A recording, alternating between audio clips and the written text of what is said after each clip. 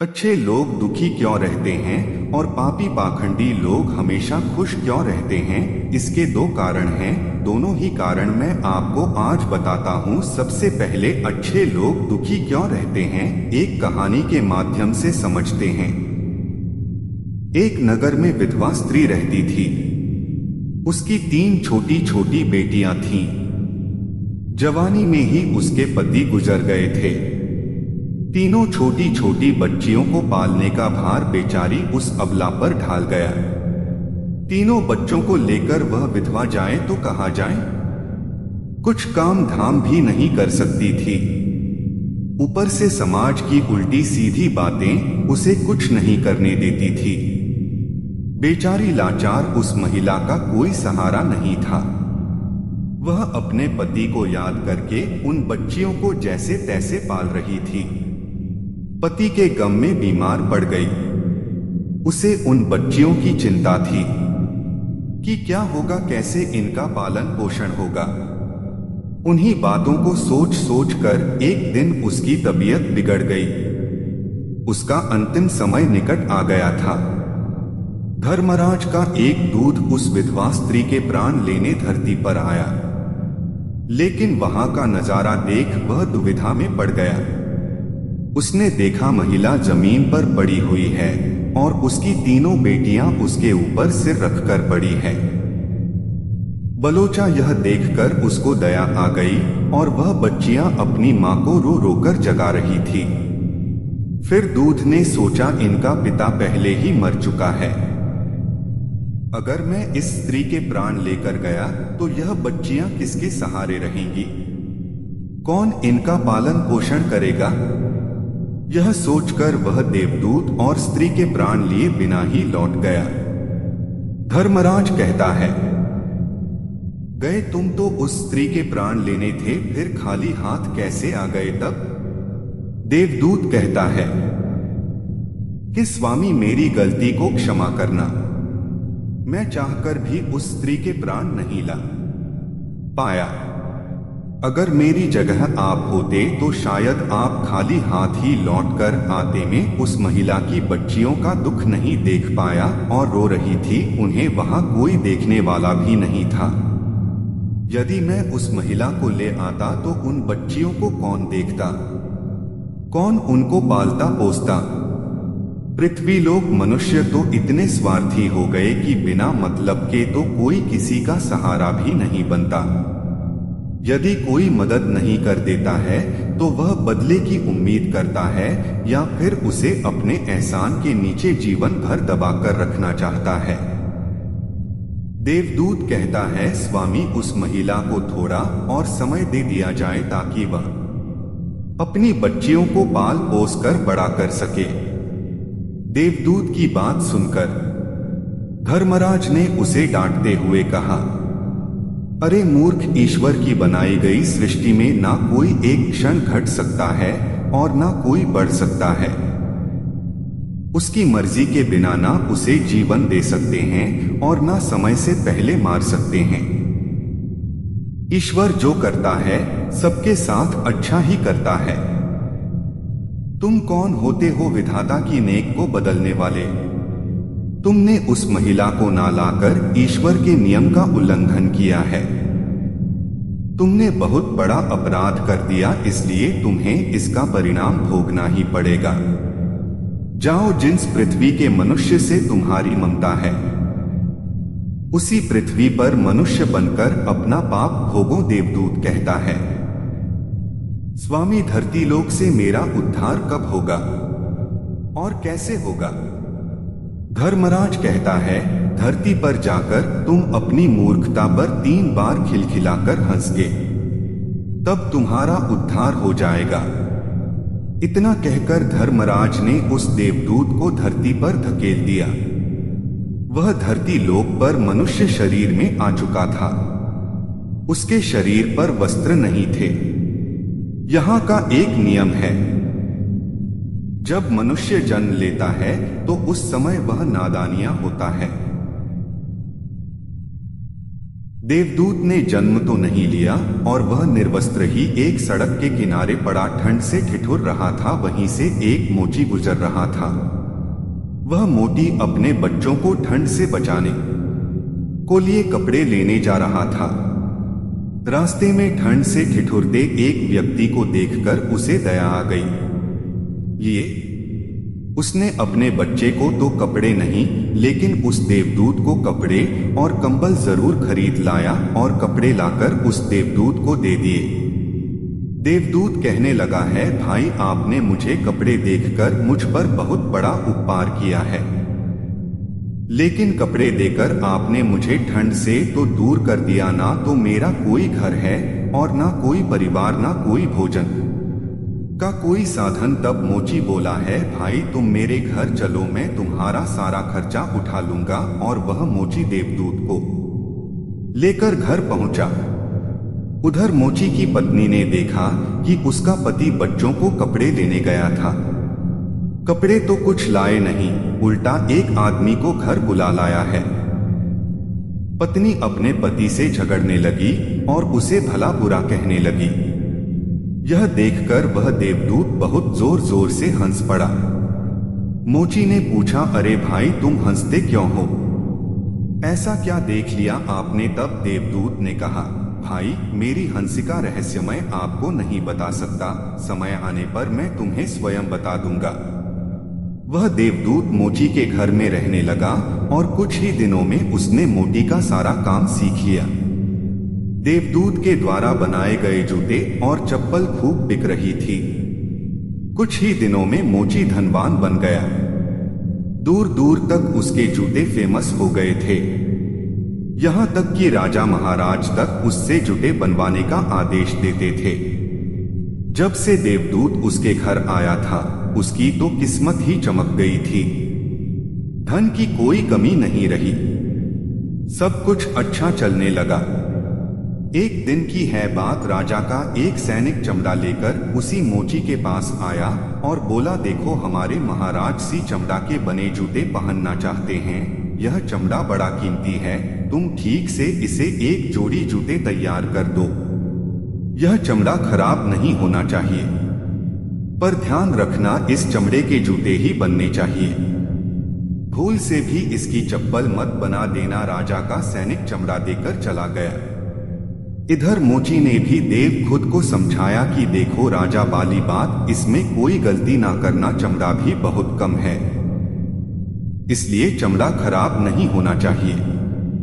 जूते की वह कहकर गया है तो जूते ही बनाना। गलती से यदि चप्पल बना दी तो राजा हमें कठिन से भी कठिन सजा देगा। मोची के इतना समझाने के बाद भी देवदूत ने चमड़े से चप्पल ही बनाई। चप्पल देकर मोटी की सांसें फूल गईं। वह देवदूत को डांटने लगा, यहां तक कि डंडा लेकर उसे मारने के लिए दौड़ा। कहने लगा, अबे मूर्ख, तुझे बार बार समझाया कि जूते ही बनाना, लेकिन तूने चप्पल ही बना दी। अब राजा हमें नहीं छोड़ेगा, तू भी मरेगा और साथ में मैं भी मारा जाऊंगा। वह हमारे पूरे घर को फांसी लगवा देगा। मोची को अत्यंत दुखी देखकर देवदूत एकदम से देखकर खिलखिलाकर हंसने लगा। मोची बोला, अबे मूर्ख आदमी, काम बिगाड़ कर अब हंस रहा है, वह देखो जूते देने। राजा का सैनिक आ गया और बोला है, मोटी भाई कल जो मैं चमड़ा दे गया था उसके जूते मत बनाना, चप्पल बना देना, क्योंकि राजा साहब का देहांत हो गया है और यहाँ की प्रथा है, मरने वाले व्यक्ति को चमड़े की चप्पल पहनाकर अर्थी पर लिटाया जाता है। सैनिक की बात सुनकर मोती को ऐसा लगा जैसे मरे हुए शरीर में जान आ गई हो। इसके हाथ से डंडा छूटकर गिर गया और उसने देवदूत के पैर पकड़ लिए और उससे माफी मांगने लगा। देवदूत मोची की इस हरकत पर जोर जोर से हंस रहा था। मोटी ने पूछा, तुम क्यों हंस रहे हो? तो देवदूत ने कहा, समय आने पर इसका कारण बता दूंगा। दूसरे दिन एक बुढ़िया के साथ 3 लड़कियां मोची की दुकान पर आई थीं। उनकी शादी होने वाली थी और वह तीनों अब लिए जूतों की नाप देने आई थी।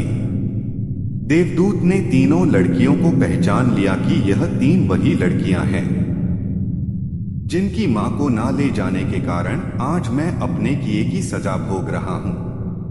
और यहाँ लड़कियां काफी बड़ी हो गई हैं, अच्छे घर में पली भी मालूम पड़ रही है। बुढ़िया कहती है, हाँ बेटा, बचपन में इनकी मां चल बसी इसलिए इनको मैंने मेरे पास रख लिया। मेरे पास करोड़ों की दौलत है और दुर्भाग्य से मेरा भी कोई नहीं है, तो इनको मैंने मेरे पास रख लिया है। मैंने इनको पढ़ाया लिखाया और अब बहुत बड़े खानदान में इनकी शादी कराने जा रही हूं।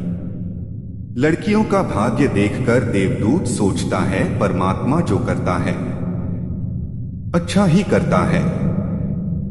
अगर उस समय में इनकी मांग नहीं मरती तो आज यह भूखमरी और दरिद्रता में ही पड़ी रहती। इनकी मां के मरने के बाद आज तीनों लड़कियां बहुत बड़े घराने की बहू बनने जा रही है और इस बुढ़िया की करोड़ों की संपत्ति की मालिक भी बन चुकी है। यह सब देखकर देवदूत अपनी पहले की मूर्खता को सोचकर जोर जोर से हंसने लगा। मोची ने पूछा, आप क्यों हंस रहे हो? अपनी हंसी का कारण बताओ। देवदूत मोची से कहता है, मैं एक देवदूत हूं और अभी जो यह तीनों लड़कियां जो जूतों की नाप देकर गई है इनके माता को लेने आया था, लेकिन उस समय यह तीनों छोटी छोटी थी तो इन पर तरस खाकर मैं इनकी मां को नहीं ले गया और इनके पिता का पहले ही निधन हो गया था। इस कारण मुझे धर्मराज ने श्राप देकर धरती पर भेज दिया। मैं बिना कपड़े के एक सड़क के किनारे पड़ा था, तब तुम मुझे अपने घर ले आए और उस समय तुम्हारी पत्नी तुमसे खूब लड़ी थी, क्योंकि तुमने अपने बच्चों के कपड़ों के पैसों से मेरे लिए कंबल और कपड़े खरीद लिए थे। तब मैं पहली बार तुम्हारी पत्नी की मूर्खता को देखकर खूब हंसा था, क्योंकि तुम्हारी पत्नी उस लाभ को नहीं देख पा रही थी जो मेरे आने से तुम्हारे घर में होने वाला था। और दूसरी बार हंसी तब आई जब तुम राजा के जूते नहीं बना सके और तुम डंडा लेकर मेरे पीछे भागे थे। उस समय तुम राजा के बारे में सोच रहे थे, लेकिन तुमको यह मालूम नहीं था राजा के साथ क्या घटना घटने वाली है, जिसके कारण राजा को जूतों से अधिक चप्पल की आवश्यकता पड़ गई। हम किसी भी चीज को देखकर या सोचकर दुख मनाते हैं, जो हम उसे नहीं देख पाते वह होने वाला होता है। कई बार परमात्मा हमारी अच्छाइयां भलाई के लिए हमारे साथ बुरा करता है, पर हम उसे देखकर भगवान को कोस जाते हैं। हम उस अच्छे को नहीं देख पाते जो हमारे साथ भविष्य में होने वाला है। कई बार हमारे साथ वर्तमान में अच्छा होता है तो हम बहुत खुश होते हैं, लेकिन हम यह नहीं देख पाते कि भविष्य में क्या होने वाला है। हमारे साथ हमेशा दो तरह की घटना होती है, अच्छी और बुरी, लेकिन हमें हमेशा यह सोचना चाहिए भगवान जो करेगा अच्छा ही करेगा, यह सोचकर आगे बढ़ना चाहिए। अच्छे लोग दुखी इसीलिए रहते हैं कि अच्छे लोगों के साथ बाद में अच्छा हो सके, और दूसरा कारण यह है कि अच्छे लोग हमेशा ईश्वर से जुड़े रहते हैं और इनको ईश्वर से जुड़ा रहना भी जरूरी है कि उन पर दुख आते रहना चाहिए। अंत में देवदूत मोची को सब कुछ समझाकर वापस धर्मराज के पास चला गया। अब लोगों के कुछ सवाल होते हैं, उसका भी उत्तर में दे देता हूं। जैसे पापी मनुष्य सुखी क्यों रहता है? पापी मनुष्य सुखी नहीं रहता है क्योंकि पाप करने से उसकी आत्मा में दुख बढ़ता है। जीवन का सच्चा सुख सत्य, धर्म और निष्काकर में होता है। इन तीनों के अभ्यास से मनुष्य शुद्ध बुद्धि, शांति और आनंद की प्राप्ति करता है।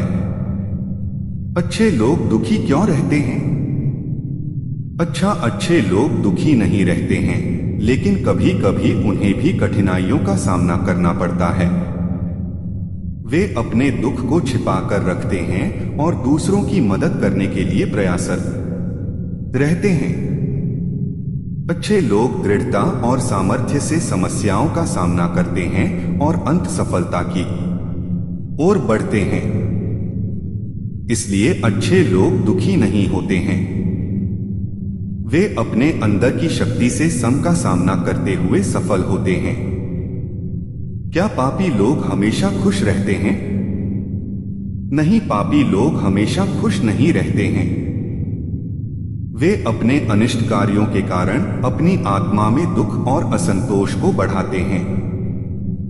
इसके बाद भी कुछ लोग बात करने में आनंद और सुख का अनुभव करते हैं, लेकिन यह असत्य होता है और उन्हें दुख ही मिलता है। सत्य, धर्म और निष्काम कर्म के अनुसरण ही व्यक्ति सही सुख को प्राप्त कर सकता है। सुखी मनुष्य कौन है? सुखी मनुष्य वह है जो अपने आसपास के लोगों के साथ प्रेम और सम्मान के साथ रहता है। वह व्यक्ति जो सत्य, धर्म और निष्काम कर्म में विश्वास रखता है और दूसरों की मदद करने के लिए तत्पर होता है। सुखी मनुष्य वह है जो सभी से प्रेम और सम्मान का व्यवहार करता है और सभी के भले के लिए प्रयास करता है। इस तरह का जीवन जीने वाला व्यक्ति शांति, सुख और समृद्धि का अनुभव करता है।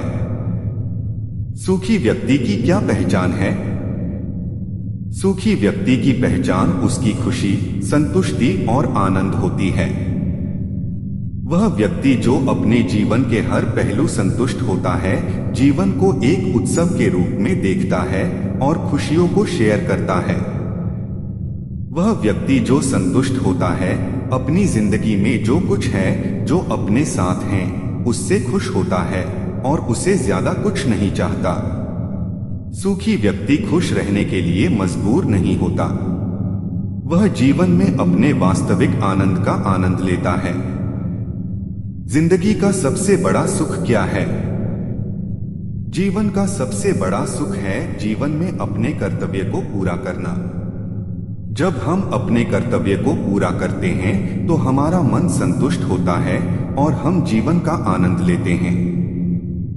अपने कर्तव्य को पूरा करने से हम अपने जीवन में सफलता प्राप्त करते हैं, जो हमें और अधिक उत्साहित करती है। इसके अलावा संतुष्टि, परिवार और मित्रों के साथ समय बिताना और सेवा करना जीवन के सबसे बड़े सुख है। आदमी को सबसे ज्यादा दुख तब होता है। आदमी को सबसे ज्यादा दुख तब होता है जब वह अपने प्रियजनों को खो देता है। प्रियजनों की मृत्यु का दुख कोई भी उसकी जगह नहीं ले सकता है। वह दुख एक ऐसी तकलीफ होती है जो मनुष्य को अपनी असमर्थता का एहसास कराती है। इसके इलाहाबाद आदमी को दुख ज्यादा होता है जब वह अपनी स्वास्थ्य से जुड़ी समस्याओं से गुजरता है, वित्तीय समस्याएं होती है या वह जीवन के अन्य महत्वपूर्ण मुद्दों से जूझता है। दुनिया में सबसे दुखी व्यक्ति कौन है? दुनिया में सबसे दुखी व्यक्ति का पता नहीं हो सकता है, क्योंकि हर व्यक्ति अपनी अपनी जिंदगी में है। दुख और सुख दोनों को जीता दुख और सुख जीवन का नियम है, जिससे कोई भी बच नहीं सकता। हालांकि कि हम यह कह सकते हैं कि उन लोगों में से जो भौतिक, मानसिक या आध्यात्मिक समस्याओं से पीड़ित हैं, वे दुखी होते हैं। इसलिए हमें उनकी मदद करनी चाहिए, जिससे हम एक दूसरे के दुख को कम कर सकते हैं। दुख का मुख्य कारण क्या है? दुख का मुख्य कारण मानसिक, शारीरिक और आध्यात्मिक कारण हो सकते। व्यक्ति के जीवन में उसके अनुभवों, संघर्षों, तनाव, समस्याओं, बीमारियों और अज्ञानता से उत्पन्न होने वाले कारण दुख का मूल हो सकते हैं। भौतिक और मानसिक तनाव भी दुख का मुख्य कारण होते हैं। साथ ही आध्यात्मिक अनुभवों जैसे कि निराशा, असफलता, विचारों में उलझन आदि भी दुख का मूल होते हैं। कमेंट में हर हर कृष्ण जरूर लिखें। महादेव आपकी हर मनोकामना पूरी करेंगे।